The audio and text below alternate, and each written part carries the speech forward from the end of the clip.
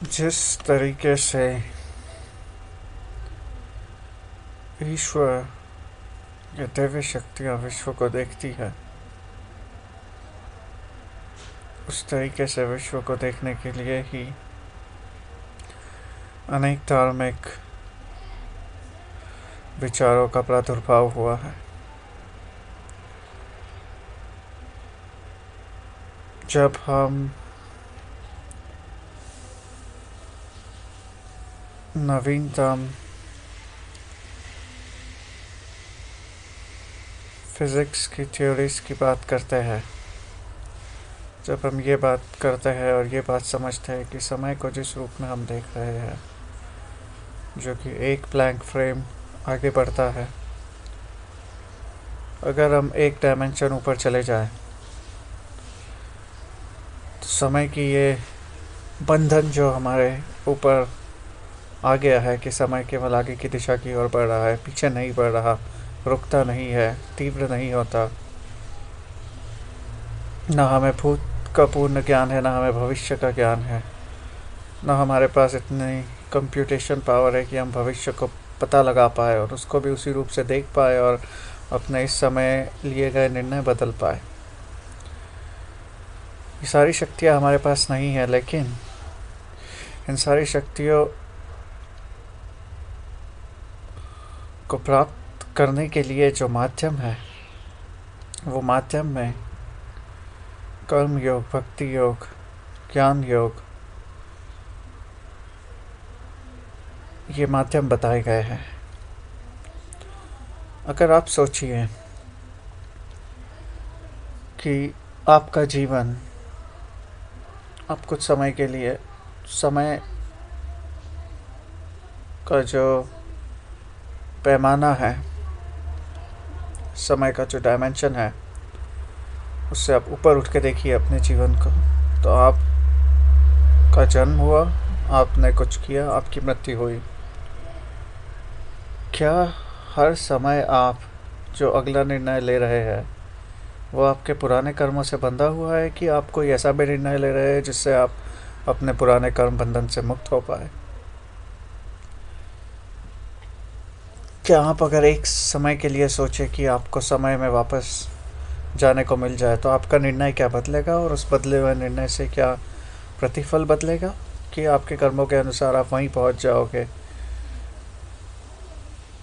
कुछ और निर्णय आपने लिया तो भी? जो दो बातें हमें समझ में आती हैं, जो कृष्ण कह रहे हैं कि कर्म फल में बंधा हुआ है मनुष्य, इसलिए कर्म कल फल की इच्छा मत कर और अपने सारे कर्म ईश्वर को समर्पित कर। सिर्फ उसी के द्वारा हम इस चक्रव्यूह से निकल सकते हैं, जिस चक्रव्यूह में हमारा हर आने वाला क्षण पुराने कर्मों से बंधा हुआ है, और जिसे हम फ्री विल कहते हैं या चॉइसेस कहते हैं या मल्टीपल यूनिवर्सेस कहते हैं या अनेक संभावनाएं जो हो सकती हैं, वो भी सब एक तरीके से हमारे पुराने कर्मों से बंधे हुए। अर्थात अगर हम फ्री विल के थ्रू एक दूसरी टाइमलाइन भी चले जाएं, तो भी हमारा जो अंतिम परिणाम है या जो सार है जीवन का, वो वैसा ही रहेगा। जब हमें ये बात समझ में आ जाती है कि कर्मफल के कारण हम जिस बंधन में बंधे हुए हैं, ये उसी प्रकार है जिस प्रकार की एक मूवी मैट्रिक्स में कहा गया था कि एक प्रोग्राम है जिसमें कि हम सब फंसे हुए हैं, हम उससे बाहर नहीं सोच पा रहे। हम ये समझते हैं कि हमारा जीवन केवल माया के पीछे दौड़ना है और एक दिन मृत्यु को प्राप्त करना है। इसके अलावा हम कुछ सोच नहीं पा रहे, देख नहीं पा रहे। अगर हम दो लेवल ऊपर उठ के देखें, जिसमें कि हम अपने जीवन को शुरू से आखिरी तक भी देखें, हमारे पास इतनी कंप्यूटेशन पावर भी है कि हम अपने सारे फ्री विल के द्वारा दिए गए जितने भी हमारे विकल्प हैं, चॉइसेस हैं, उन विकल्पों के पश्चात जो हमें प्राप्त होगा उसे भी देखें, तो हमें अपने आप समझ में आ जाएगा कि अच्छे कर्म करने के बाद, बुरे कर्म करने के बाद भी हम मैट्रिक्स में ही रहेंगे। अगर मैट्रिक्स से बाहर निकलना है तो पहले तो इन दो डायमेंशंस का हमें पूर्ण ज्ञान चाहिए।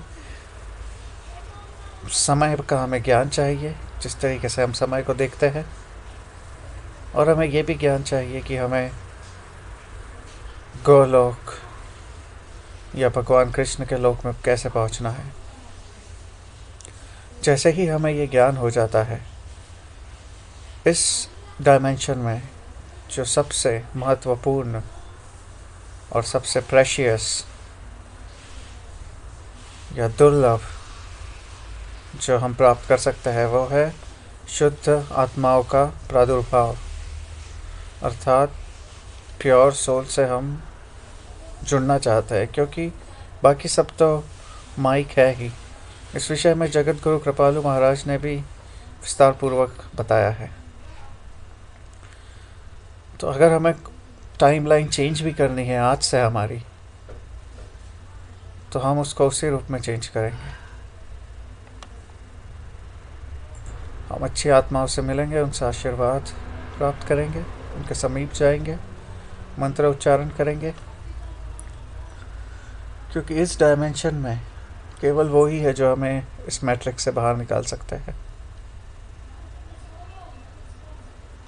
जब हमें ये समझ में आ जाएगा, उसके बाद ही हम कुछ आगे बढ़ पाएंगे। मैट्रिक्स से बाहर निकलने का जो पहला कदम है, ये जो पहली प्रक्रिया है, वो है राम नाम जाप। अगर कोई ये नहीं करता है तो उसे जो हम दिखाना चाहते हैं, जिस तरीके से हम समय को देखते हैं, फ्री विल को देखते हैं, वो नहीं समझ पाएगा। अगर समय से ईश्वर परे है,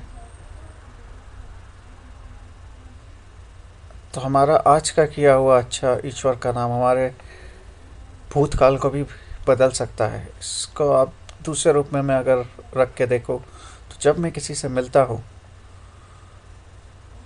तो मैं उसके केवल आज को नहीं देख रहा हूँ, मैं उसके भूत को भी देख रहा हूँ, भविष्य को भी देख रहा हूँ। मैं ये भी देख रहा हूँ कि उसने पहले क्या कर्म किया है। मुझे ये भी समझ में आ रहा है कि उसकी जो जीवन शैली है, उसके अनुसार उसका भविष्य में मंत्र जाप करके उसकी आत्मा पवित्र होगी कि नहीं होगी। तो समय को इस रूप में, जिस रूप में आप अभी देख रहे हैं, उससे आपको बदलना होगा। जैसे ही आप बदलेंगे, उसके साथ ही आपकी हर श्वास के साथ राम का नाम जुड़ जाएगा।